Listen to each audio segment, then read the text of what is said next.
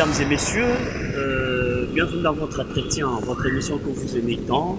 Maintenant, on parle religion. Nous disons que s'il faut passer assez de temps de parler des politiques, il faut savoir aussi que l'homme n'est pas que politique, il est aussi spirituel. Il y a des dimensions qu'il faudrait relever pour qu'il se sente en plein équilibre. Merci beaucoup. Nous recevons sur ce plateau le pasteur Jean-Marc Tondifou de la cité d'Antioche. Vous le connaissez, c'est un habitué. Il a tellement d'arguments, s'il faut répondre à toute forme de questions sur le plan théologique ou spirituel. Nous savons qu'assez les téléspectateurs m'ont posé des questions sur ces dossiers du parcours. On a vu une vidéo qui est devenue virale sur la toile. Un pasteur réputé de notre pays qui a répudié, s'il faut le dire, refoulé, chassé l'un de ses fidèles de l'église définitivement pour avoir été en relation amoureuse avec une prophétesse de la même église.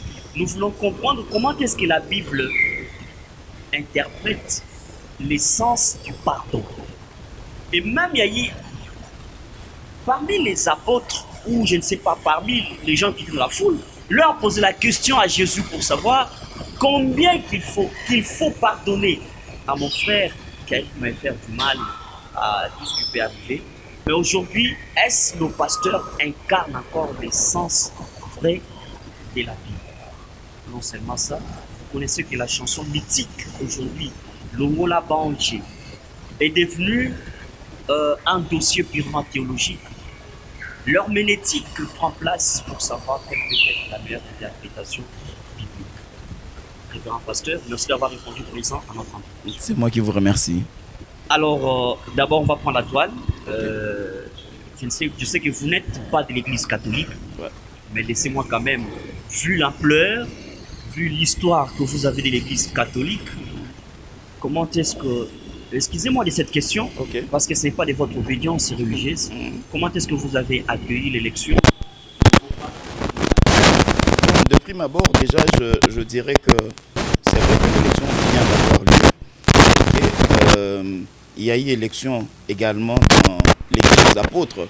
Après la résurrection de Christ, quand il est remonté au ciel, les apôtres se sont réunis ensemble dans les Actes des apôtres chapitre 1. Et ils devaient, n'est-ce pas, élire l'apôtre qui devait prendre la place de Judas. Ben, c'est vrai qu'ils ont eu à mettre en place une autre procédure. En ce moment-là, ils ont tiré au sort.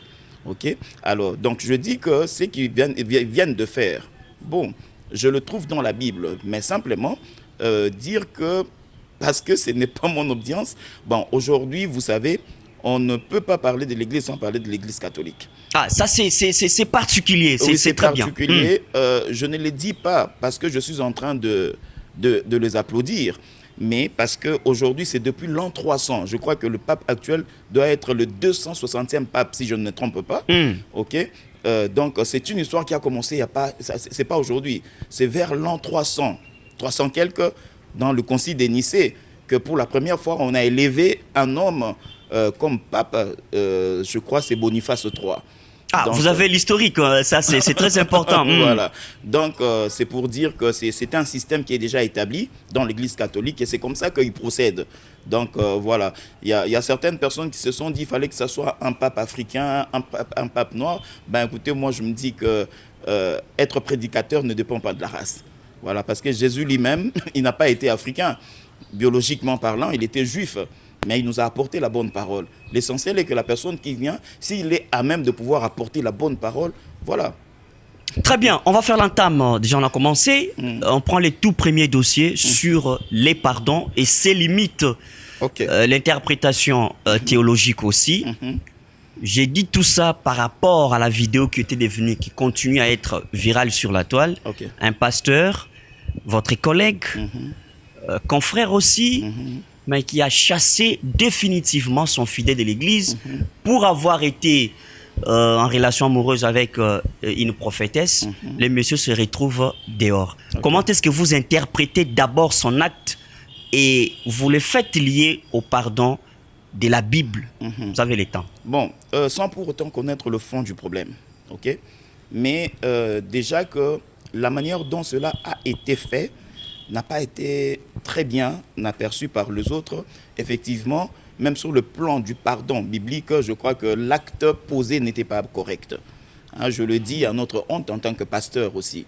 Voyez, pourquoi? Parce que le pardon, n'est-ce pas, c'est sur le fait de ne pas tenir rigueur d'une faute. Ok? Parce que si je dois vous pardonner, ça suppose que vous m'avez causé préjudice. Ok? Alors, maintenant, la Bible nous demande de pouvoir pardonner. Ok? Alors, si vous lisez toute la Bible, dans toute la Bible c'est l'histoire du pardon. Le Seigneur a commencé à nous pardonner depuis le jardin d'Éden. Regardez la manière dont Dieu a mis l'homme dans le jardin d'Éden. Ok? Il a créé un jardin de délices dans lequel il a placé l'homme. C'est-à-dire que Dieu a placé l'homme dans un confort. Ok? Regardez sur le plan physique. L'homme avait une santé de fer dans le jardin d'Éden. Ok? Sur le plan spirituel, l'homme n'avait pas besoin de faire des jeûnes pour rencontrer Dieu. Il parlait avec Dieu en face. Voyez-vous? Et sur le plan matériel, l'homme était bien. Il y avait tout dans le jardin d'Éden.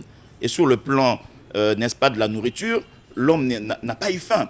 Et il avait une santé de fer. C'est-à-dire que Dieu a pris l'homme et il a placé l'homme dans une position confortable dans le jardin d'Éden. C'est comme ça que même le péché aujourd'hui, paix à son âme, mon père définissait le péché comme étant l'ingratitude de l'homme vis-à-vis de Dieu. Et je suis d'accord avec cette définition. Pourquoi? Parce que d'après tout ce que Dieu a fait à l'homme, en principe, l'homme ne pouvait pas pécher. Voyez-vous? Mais cet homme haït toujours à pécher. Et Dieu a même institué la loi dans le jardin. C'était une loi orale. Mangez de tout ce qui est dans le jardin, mais quant à l'arbre qui est au milieu du jardin, vous n'en toucherez pas le fruit, de peur que vous ne mouriez. Mais parce que l'homme a toujours tendance à dépasser les bornes, l'homme a péché. Il a touché à ce fruit qui lui avait été interdit. Voyez-vous? Mais quand Dieu est descendu, bien que Dieu a chassé l'homme, vous allez remarquer, Dieu n'a pas maudit l'homme. Quand il commence à punir, il n'a pas maudit l'homme. Il a plutôt maudit la terre à cause de l'homme. C'est-à-dire que malgré les péchés de l'homme, Dieu ne l'a pas maudit. Mais il a plutôt maudit la terre. Okay? Dieu n'a pas maudit la femme. Il a tout simplement dit à la femme que voilà, j'augmenterai le douleur de tes grossesses. Et toutes tes pensées se tourneront vers ton mari et il dominera sur toi. Mais il a plutôt maudit les serpents. Parmi tous les animaux, il a maudit les serpents. Mais l'homme et la femme n'ont pas été maudits. Voyez, pour dire que c'est déjà un signe du pardon. Alors, Dieu a trouvé l'homme et la femme, ils ont porté de feuilles. Or, Dieu savait que quelques temps après, ça va sécher. Et l'homme sera encore nu. Dieu a pris l'animal et il a couvert l'homme de l'habit de l'animal. Mais quand il a pris l'animal, c'est-à-dire que le sang a coulé. Voyez-vous. Or, en matière divine, on ne peut jamais parler du pardon du péché s'il n'y a pas le sang. Donc Jésus a commencé à pardonner l'homme depuis le jardin d'Éden. Voyez-vous. Et si Dieu est rentré même pour Abraham, parce qu'Abraham est dans l'étape intermédiaire entre la déchéance de l'homme et le temps où Dieu veut encore refaire son alliance avec l'homme. Mais regardez pourquoi Dieu est allé chercher Abraham. Au fait, Dieu voulait tout simplement chercher l'homme qui était perdu dans le jardin d'Éden. Voyez-vous. Et donc, c'est comme ça jusqu'à ce que Jésus est venu. Alors, il est évident que pour nous les humains, même Jésus lui-même dit, quand vous lisez dans Éphésiens, l'apôtre Paul dit dans Éphésiens, pardonnez-vous réciproquement, comme Dieu nous a pardonné par Jésus-Christ. C'est-à-dire que nous sommes appelés à pardonner parce que Christ nous a pardonné. Bon, si moi je ne te pardonne pas, parce que moi je ne commets pas de bévue, parce que moi je n'ai jamais préjudicié quelqu'un, voyez-vous, c'est comme ça que Jésus... Et lorsque Pierre est allé poser la question à Christ, il dit, Seigneur, combien de fois pourrais-je pardonner à mon frère? Serait-ce cette fois? Il dit non, je ne te dis pas 7 fois, mais je t'ai dit 70 fois 7 fois. Vous calculez, ça fait combien? Donc, ce n'est pas pour dire que je peux pardonner 70 fois 7 fois. C'est une figure biblique tout simplement pour dire que pardonnez pendant où vous avez le temps, vous avez l'occasion, pardonnez à vos frères. Voyez-vous? Alors, il y a une procédure, si je vais arriver à la question que vous m'avez posée, il y a une procédure que la Bible a mise en place. Okay? Il y a des péchés pour lesquels la Bible dit ça, c'est un péché impardonnable. Jésus a dit, c'est lorsque vous blasphémez contre le Saint-Esprit. Voyez-vous, c'est là où Christ a dit, ça c'est un péché impardonnable. Mais si vous injurez le Fils de l'homme, vous aurez le pardon de péché. Pourquoi? Parce que le Fils de l'homme était venu pour être exposé à l'ignominie. Mais le Saint-Esprit, c'est qui? Le Saint-Esprit, c'est la manifestation de Dieu pendant l'âge de l'Église. Or, pendant la dispensation de l'Église, Dieu maintenant, Jésus est dans la gloire. Il n'est plus à l'étape de l'ignominie. Voyez-vous, c'est comme ça que la Bible dit, c'est lui qui blasphème contre l'esprit, alors là, il n'y a pas de pardon des péchés. Vous comprenez? Alors, pasteur, dans les cas échéants, partant même de la Bible, Dieu était parmi... Non, pas été. Il a été toujours, si je peux, à moins que je déborde théologiquement parlant, il a beaucoup frappé dans la Bible. Oui. Les enfants d'Israël, les Égyptiens. Est-ce que les pardons excluent la punition? Et dans les cas du pasteur qui a chassé son fidèle de l'église, vous avez soulevé les problèmes de la procédure biblique. Voilà. Quelle pouvait être la procédure à respecter? D'abord, je réponds dans le premier volet. Votre première préoccupation, c'était celle de savoir... Je reprends ma question. Est-ce que les pardons excluent la punition? Parce que Dieu lui-même a frappé plus fort, alors que dans la Bible, on nous dit qu'il faut pardonner 70, 70 fois plus. C'est-à-dire, c'est un peu large. Mais il l'était aussi, il continue à être, il frappe. Il a frappé les Égyptiens, les enfants d'Israël et les autres. J'en passe. Dieu notre Père. La Bible dit dans Hébreux 4, c'est lui qui aime châtie. On est châti que le fils qu'on aime. Et même vous en tant que parent, votre fils peut commettre une bévue. Salomon dit, le dos de l'insensé mérite le fouet. Lorsque vous ne fouettez pas l'enfant, parce qu'il a fait mal, vous lui pardonnez, ça passe comme ça, il va répéter le mal. C'est tout à fait normal que Dieu punisse, mais il punit avec amour. C'est comme ça que la Bible même nous dit, vis-à-vis de nos frères, nous devons, même quand nous devons leur faire de reproches, nous devons le faire avec douceur, dans le but de pouvoir le récupérer, pas dans le but de pouvoir le perdre. Voyez-vous, dans Jean chapitre 17, lorsque Jésus fait la prière sacerdotale, il dit, Seigneur, voilà, tout ce que tu m'as donné, je n'ai perdu aucun, en dehors du fils de la perdition. Parce que pour le fils de la perdition, c'était comme ça. Et un vrai berger ne peut pas vouloir perdre le brebis. Comprenez, ne peut pas vouloir perdre le brebis. Un vrai berger est là pour pouvoir protéger le brebis. La Bible dit qu'en tant que pasteur, nous sommes en train de faire le travail de veiller sur les âmes. Voyez-vous. Alors, quelle est la procédure biblique? Dans Matthieu, le Seigneur nous a montré cette procédure. Il dit, lorsque vous voyez votre frère commettre le mal, appelle le frère. Vous deux, reproche ton frère. Là, c'est la première procédure. C'est la première procédure. Reproche le frère. S'il te coûte... La Bible dit, alors tu auras sauvé ton frère. Mais s'il ne t'écoute pas, prends une deuxième personne. Parle avec ton frère. S'il ne t'écoute pas, alors en ce moment-là, vous allez voir les anciens de l'église. Alors si on se réunit maintenant dans le conseil de l'église et que le frère continue à persévérer dans le mal, c'est en ce moment-là que la Bible nous autorise de le considérer comme un païen, pas comme un membre de l'église. Vous comprenez? Alors, la procédure qui a été... n'est-ce pas, qui a été pratiqué là, je crois, je ne sais pas, le pasteur a eu le temps de voir le frère en privé, en aparté, parler avec lui, j'ignore, mais si cela a été fait, d'accord, mais si cela n'avait pas été fait, c'est que la procédure biblique n'a pas été respectée, et même si cela a été fait, parce qu'il y a des péchés, n'est-ce pas, qui scandalisent, n'est-ce pas, et il y a d'autres péchés qui ne scandalisent pas. Bon, admettons qu'il a engrossé une sœur, et que la chose n'est pas connue. Mais en tant que serviteur de Dieu, c'est comme un guerrier qui est dans le champ de bataille et il a connu une blessure. Moi, en tant que son collègue, qu'est-ce que font l'armée du monde? Il ne laisse pas son frère parce que son frère est blessé dans la guerre. Il le prend, il cherche à ce que son frère retourne. Pourquoi? Parce qu'il connaît la capacité que le frère a. Voyez-vous? Alors, on ne peut pas en tant qu'homme de Dieu. Parce que vous savez, dans la marche chrétienne, il y a le haut. Il y a le bas. Il y a le temps où on donne du coup au diable et il y a le temps aussi où le diable nous retourne le coup. Voyez-vous. Alors, il faut que nous ayons un cœur à comprendre les autres parce qu'on n'est pas Dieu. La Bible dit, celui qui dit qu'il ne pêche pas fait de Dieu un menteur. Voyez-vous. Parce que nous savons que nous avons un avocat auprès du Père qui pardonne nos péchés. Alors, même si le frère avait réellement péché et que cette procédure avait été suivie à la lettre, mais je crois que cette procédure ne pouvait pas être fait comme ça. Pour quel intérêt? Je pense que vous avez balayé les deux questions au même moment. Dans la gestion de l'Église, revenons dans ce que vous faites quotidiennement en tant que pasteur, parce qu'il y a toujours quelque chose qui vous lie. Dans la gestion de l'église, un pasteur tutélaire est-il autorisé de prendre seul des décisions sur les fidèles ou il travaille en collège? Salomon dit ceci: les saluts est dans le plus grand nombre de conseillers. Si vous rentrez dans le livre de Exode, oui, non, dans le livre de Genèse, le beau-père de Moïse, il a trouvé Moïse en train de travailler seul. Du matin au soir. Il lui dit: mon beau-fils, tu vas te fatiguer. Cette façon de travailler, tu vas te fatiguer. Essaie de choisir, n'est-ce pas, de responsables de groupes de 100, de groupes de 200, de groupes de 1000. Comme ça, ces gens-là vont traiter les problèmes et ils te feront le rapport. Dans l'administration, on parle de la division du travail. Ok. Maintenant, quand nous allons dans les actes des apôtres, la Bible dit qu'il y avait un conseil qui dirigeait. Si vous allez dans Actes chapitre 15, il y a eu une discorde à un moment donné entre les apôtres. Parce que ceux qui étaient juifs voulaient à ce que le païen qui s'était repenti puisse appliquer à la lettre la loi de Moïse. Ok.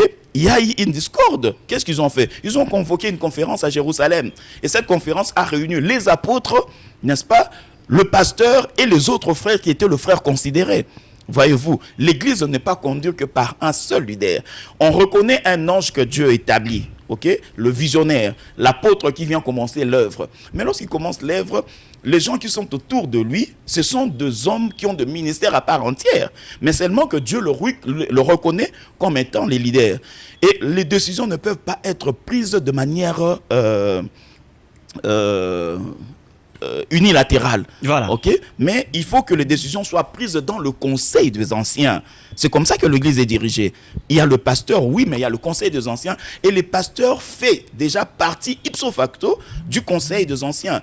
Et donc, la discussion doit être faite dans le conseil des anciens. Et après, c'est alors que la décision doit être prise. On peut conclure que l'acte posé par ces pasteurs-là, il était à côté de la plaque. C'est un acte sans amour.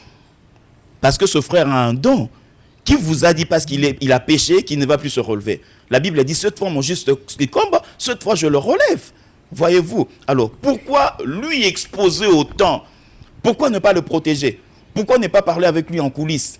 Et pourquoi exposer cette dame-là? Pour quel intérêt? Moi je pense qu'il y a certaines personnes qui se sont infiltrées dans le champ des dieux. Ils n'ont pas reçu un ministère. Parce que quand vous avez reçu un ministère, vous connaissez l'utilité du ministère.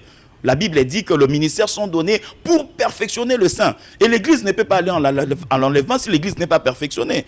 Et celui qui a reçu un ministère prophétique, ce n'est pas un bikoudi, c'est un ministre de la parole à part entière. Il faut le protéger. Alors, on va lutter contre un phénomène. Pour vous, qu'est-ce que vous penserez à la place du pasteur? Parce que c'est un acte qui est arrivé. On l'accepte de cette manière-là, dans son contexte bien précis. Aujourd'hui, beaucoup de prophètes sont réputés d'usurpateurs aujourd'hui. Pourquoi? Les prophètes aujourd'hui pensent créer ce qu'on appelle, il y a un terme, peut-être ça viendra avec le temps, des églisettes en dehors de l'église. Ok. Alors que l'église doit avoir des extensions. Les pasteurs tutélaires, c'est que ici c'est l'église centrale et là c'est 47e communauté, là-bas c'est 48e, ainsi de suite.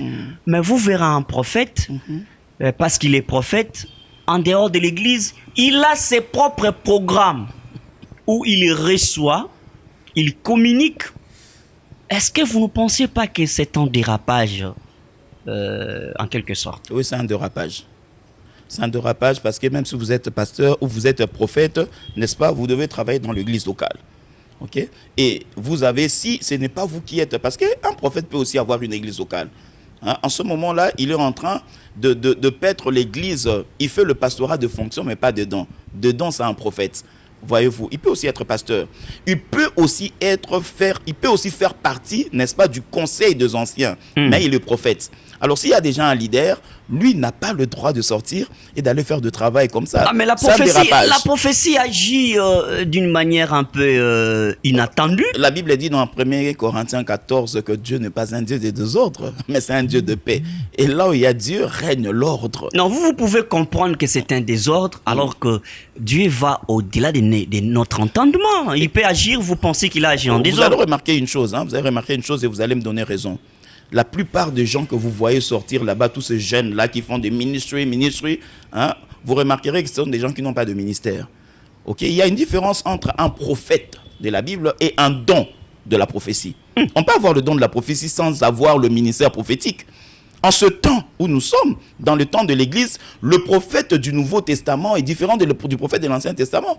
Le prophète de l'Ancien Testament n'apportait pas et n'interprétait pas le message. Mais le prophète du Nouveau Testament, c'est un prédicateur, c'est un ministre de la parole. Quel est son rôle? C'est d'apporter la lumière dans les Écritures. Un prophète, en ce temps, dans le Nouveau Testament, n'est pas là pour se mettre debout et commencer à dire prophétie, parole de connaissance. Non, il prêche d'abord la parole, il apporte la lumière dans les Écritures. C'est ça le rôle du prophète du Nouveau Testament. Okay? Maintenant, les gens pensent que quand on a une parole de connaissance, la parole de connaissance, c'est quoi? Parce que la parole de connaissance, je sais voir ce que tu penses dans ton cœur. Comme Jésus dans Jean chapitre 4, la femme samaritaine arrive, il dit, bon ça va, donne-moi de ce taux. Jésus lui dit, rentre à la maison et ramène ton mari. Il dit, je n'ai pas de mari. Et Jésus lui dit, oui, tu as dit vrai, parce que tu en avais 5. Et tous les 5 là, aucun était ton mari. Même celui avec qui tu vis maintenant n'est pas ton mari. En cela, tu as dit vrai. C'est ça la parole de connaissance. La parole de connaissance parle du passé et du présent. Voyez-vous. Et ce n'est même pas la prophétie. Et vous voyez un pasteur qui donne la parole de connaissance comme ça. L'église écrit prophétie. Ce n'est pas une prophétie. Ce n'est qu'une parole de connaissance. Ok? Alors le fait d'avoir la parole de connaissance ou le don de la prophétie ne fait pas de la personne nécessairement un prophète. Voyez-vous, c'est ça en fait le problème. Et vous remarquerez que tous ces gens qui font ça, ils n'ont qu'un don, un simple don. Ils ne prêchent même pas. Il arrive, on commence à faire des expériences prophétiques, et tous les gens crient, ils restent dans le sensuel, et puis finalement c'est fini. Il n'y a rien. On ne regorge que de simples païens là-bas. Voyez-vous? Alors, donc, moi, je ne suis pas d'accord en tant que pasteur et en tant que berger de l'église. Si j'ai un prophète qui travaille avec moi, il travaille à l'église. S'il doit aller faire un travail en dehors de l'église, il faut au préalable avoir la permission de son leader. Ah, très bien, merci beaucoup, pasteur Jean-Marie Bandefou. Je rappelle que vous êtes de la cité d'Antioche, yes, une grande église. Nous prenons le deuxième et le tout dernier dossier. Ok. Cette chanson mythique, excusez-moi la tautologie, chantée par un musicien, je ne sais pas, pasteur au même moment. Longola Banjé. Que Dieu enlève les anges, que lui prenne la place pour chanter. Il en a défendu de plusieurs manières. Est-ce théologiquement parlant? La chanson est sur les rails. La chanson n'est pas sur le rail. Je vais aller droit au but, la chanson n'est pas sur le rail. Bibliquement par là, ça n'a aucun fondement scripturaire. Ça n'a pas de fondement biblique. Ok? Pourquoi? 1 Corinthiens 14, 103. La Bible dit, Dieu n'est pas un Dieu de désordre, mais un Dieu de paix. Dans Ésaïe 6, lorsque le Seigneur ouvre les yeux à Ésaïe, qu'est-ce qu'Ésaïe voit? Il voit les archanges. On n'a même pas parlé des anges. On parle des archanges. C'est-à-dire que c'est les anges qui ont un rang un peu supérieur par rapport aux autres anges. Ok? Ils étaient là, ils se sont mis à genoux et ils jetaient leur couronne au devant de celui qui était assis sur le trône. Et ils adoraient en disant Saint, Saint, Saint. C'est ça le travail des anges. Voyez-vous? Parce que le frère dit que les anges, ils sont restés dans la monotonie. Ils disent seulement tu es saint, tu es saint, tu es saint. Ben ça, ce n'est pas comprendre les Écritures. Voyez-vous? Alors, deuxièmement, ok, dans Hébreux chapitre 1, verset 14, la Bible dit que les anges sont deux serviteurs. Ok? Ils sont au service de ceux qui doivent hériter du salut. Voyez-vous? Alors, qu'est-ce qui se passe? Je rentre dans Genèse chapitre 1.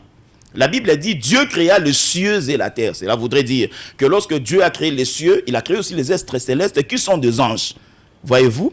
Maintenant, l'adoration d'un adorateur ou la louange d'un adorateur ne peut pas venir perturber l'ordre que Dieu a établi depuis le commencement du monde.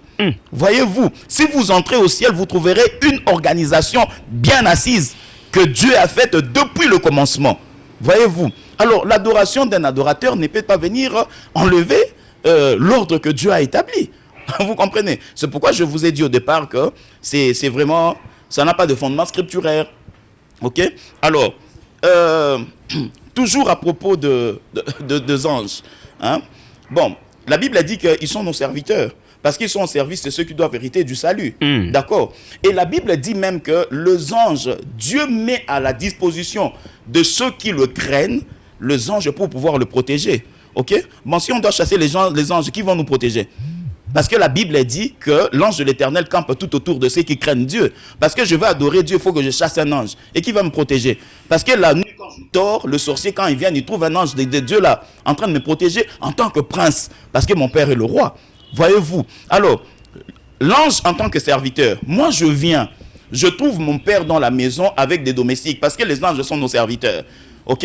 Sais-tu que pendant que je prêche là, la parole dit, Pierre dit que les oracles que le Fils de l'homme annonce, les anges plongent leur regard, n'est-ce pas, pour écouter ce que nous disons. Parce que ce sont des révélations qui sortent. Voyez-vous? Bon, maintenant moi en tant que fils, j'arrive dans la maison, je trouve mon frère journaliste avec de serviteurs. Et je viens, papa, chasse les serviteurs, moi je veux travailler. Ça, ce n'est pas comprendre ta propre identité. C'est pas une forme d'extase. On appelle ça extase, hein? C'est pas une forme du surnaturel. Non, j'ai entendu certains serviteurs dire que voilà, dans la tradition Louba, quand on chante, on fait une certaine exagération. Non. Jésus a dit ceci. Ok? Nous ne pouvons pas mettre en priori nos traditions au détriment de la parole de Dieu. C'est ce que le pharisien faisait. Voyez-vous, si la tradition Louba exagère, non. Nous, en tant que chrétiens, nous avons notre tradition. C'est la parole de Dieu. Nous devons chanter restant sur le fondement de la Bible. Voyez-vous, raison pour laquelle, c'est ce mouvement qui a fait qu'aujourd'hui, à Kinshasa, tous les chantres sont devenus pasteurs. Est-ce qu'ils sont appelés des dieux? C'est un phénomène énigmatique. Hein. Voyez-vous. Alors, ceux qui sont appelés à poser le fondement dans l'église et à perfectionner les saints, ce sont ceux qui ont reçu le ministère. D'ailleurs, il n'y a pas un ministère des chansons. Oh. Il n'y en a pas. Mais chanter, c'est prier Dieu des fois. Non. C'est aller au-delà. Non. Les chantres sont là pour pouvoir accompagner l'œuvre sacerdotale. Ok? C'est-à-dire, les ministres sont là, les chantres accompagnent l'œuvre dans le sacerdoce. Raison pour laquelle les chantres, quand ils doivent chanter, ils doivent rester dans le pied de leur pasteur et apprendre. Voyez-vous? Alors, j'ai entendu comme une chantre qui a dit au continent monté Malanga, c'est une permission. Non, Dieu est Dieu. Dieu respecte la règle de la politesse. Ah bon? Apocalypse 3:20 dit, voici, je me tiens à la porte et je frappe. Si quelqu'un entend ma voix et ouvre, j'entrerai. L'autre a chanté, Sokozongumba Milanda, mais nalo la position misato. Ok? Côté les mains, il y a louange, kofukama et adoration. C'est anti-biblique. Vous comprenez? Pourquoi? Parce qu'ils n'ont pas le temps de rester sur le pied de leur père. C'est pourquoi je dis même, je ne connais pas le pasteur de ce frère, mais je demande au pasteur de ce frère de pouvoir bien enseigner son fils. Parce que ce qu'il est en train de chanter là, ce sont des hérésies. Ce n'est pas biblique. Voilà mon frère. Très bien, merci beaucoup pasteur Jean-Marie Bandefou. Moi j'ai toujours dit que assez d'arguments, peu de temps, mais le plus important est de nous adapter à la temporalité qui nous est imposée. Supporter que cette émission est tournée en plein jardin, nous sommes à l'air libre, bien que nous gardons les décors. Okay. Vous verrez des petits mouvements parce qu'on est à l'air libre. Pasteur, on va prendre une actualité. Je sais que vous n'êtes pas trop politique, mais qu'à cela ne tienne, vous avez la charge de cette population que vous accompagnez, les hommes de Dieu, les fidèles. Aujourd'hui, il y a une turbulence. La politique face à l'Église, la politique est en train de passer des moments, des périodes de vaches maigres, avec la situation qui prévaut à la partie orientale. Et on a besoin de la participation ou la partition des hommes de Dieu. Okay. Est-ce qu'en ces moments, il faut, pour vous, adapter les prédications par rapport au contexte, ou vous restez dans la lignée traditionnelle? Je crois que je suis pasteur, hein, mais comme on dit, hein, Si vous ne voulez pas vous occuper de la politique se occupera de vous. Vous l'avez sorti de vous-même. Ça, c'est une porte ouverte et voilà. L'émission peut continuer. Aujourd'hui, en tant que pasteur, j'ai une église, mais je suis ici sur les sols congolais. Si ça tire aujourd'hui, où allons-nous partir? Donc je crois que et les pasteurs, et les politiciens, l'église et disons la société civile et tout le monde, nous n'avons qu'un seul intérêt, c'est de chercher la paix et que la paix puisse s'établir dans l'intégrité de notre pays. On ne peut pas vivre dans un pays sans intégrité territoriale, mon frère. Constitutionnellement parlant, en principe, on ne peut même pas organiser les élections en RDC parce qu'on ne vit pas l'intégrité territoriale. Vous comprenez? Ben oui. Mais regardez, vous savez pourquoi Salomon est devenu distrait quand il a succédé à son père David? Parce que son père David, en tant que combattant, en tant que guerrier, avant de mourir, avant de donner la place à son fils, il a eu à récupérer tout le territoire qui était occupé par les ennemis d'Israël. Voyez-vous, il les a chassés et Israël a vécu dans l'intégrité territoriale. C'est comme ça que Salomon, il a vécu 40 ans de paix parce que son père a pu combattre. Voyez-vous. Alors moi, je me dis que en tant que Congolais, c'est vrai, je suis chrétien, j'ai l'identité céleste, mais je n'ai qu'une seule patrie ici sur la terre. J'ai l'identité congolaise. Même Dieu sait que sur la terre, mon fils là, il est congolais. Donc on n'a qu'une seule patrie, et c'est la RDC. Et moi je crois que ce n'est pas un péché si nous devons, n'est-ce pas, contextualiser nos prédications par rapport à ce qui se passe actuellement. Prier pour le pays, nous en avons besoin. Voyez-vous, et comme on a toujours dit, le politique, n'est-ce pas, doivent se mettre ensemble pour chercher de voies et moyens à nous sortir de cette crise. Mais l'Église est là pour pouvoir les accompagner. C'est ça notre travail. Voyez-vous, donc je crois que je ne trouve aucun mal dans ça, parce que nous sommes tous Congolais. Non, mais on vous accuse, hein, on accuse le pasteur de profiter de cette occasion pour se taper de l'argent, créer des dîmes et offrandes au nom du contexte. Et voilà, vous faites ce que vous pensez. Hein. D'ailleurs, moi je pense aujourd'hui, au temps où nous sommes, en principe, on n'a pas besoin d'organiser de concerts chrétiens, mais à la manière païenne qu'on a organisé il n'y a pas longtemps ici, ok, où on voit un concert chrétien sans une exhortation, sans une prière au départ. Je pense qu'aujourd'hui, si on doit réunir le chrétien des différentes foi, des différentes confessions dans notre pays, dans un milieu comme le stade de martyrs, c'est pour que nous élevions tous le main pur vers Dieu et demander la paix dans notre pays. Attendez, okay? Pasteur, vous allez continuer. Il y a eu deux concerts religieux, si j'ai pris les taxes ainsi. Celui de Moïse Mbiye et puis de Mike Kalambai. Ce sont vous parlez de ça. Je parle de ces deux concerts. Vous pouvez continuer. Qui n'avaient aucun sens. Qui n'avaient aucun sens de christianisme. Ah bon? Voyez-vous, voilà. On n'a pas honte de les dire. Et d'ailleurs, nous les disons à notre honte. Voyez-vous, hein? Alors, parce que si nous devons faire comme font le païen, pourquoi nous sommes nous chrétiens? Voyez-vous. Alors moi je pense que ces genres de réunions peuvent se faire, n'est-ce pas? Mais c'est pour la prière et on doit apporter le don pour pouvoir soutenir nos frères qui sont dans la souffrance. Alors, à l'est du pays. Vous faites un point de chute et puis on termine déjà cette émission, cet entretien. Voilà. Vous faites un point de chute. Est-ce que les hommes de Dieu peuvent aller ou transcender les frontières pour créer des pourparlers avec les hommes de Dieu peut-être du Rwanda et trouver un consensus pour jouer à une influence? Les Rwandais sont nos frères africains. Mais vous ne les faites pas. Ils sont nos frères africains. Je ne trouve aucun mal. S'il y a une initiative pareille, moi je serai parmi. Voyez-vous? Pourquoi? Les Rwandais sont nos frères africains. Tout ce que nous leur reprochons, ok, c'est que lorsque vous venez sur un sol d'autrui, ok, restez, vous êtes étrangers. Vous ne venez pas pour pouvoir gérer le pays. C'est ça le problème, c'est ça la reproche que nous faisons à nos frères rwandais. Mais ils sont frères comme nous. Mais aujourd'hui, on a vu le président, n'est-ce pas? Ok. Il a eu, n'est-ce pas, à rencontrer le président Kagame. Ils ont eu à échanger. Alors pourquoi pas les hommes de Dieu peuvent le faire? Je ne trouve aucun mal dans ça.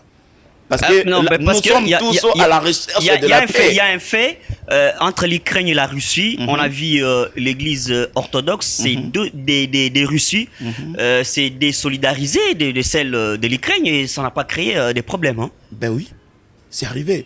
Ok, mais seulement nous, si on a réprimandé le processus ou la procédure qu'a mise en place le prêtre et le protestant, c'est parce qu'ils l'ont fait sans l'aval du président. Comment voulez-vous vous déplacer comme ça et aller à l'Est, n'est-ce pas, négocier avec le rebelle sans l'aval du président? C'est ce qu'a fait la CENCO et le CC. La CENCO et le CC.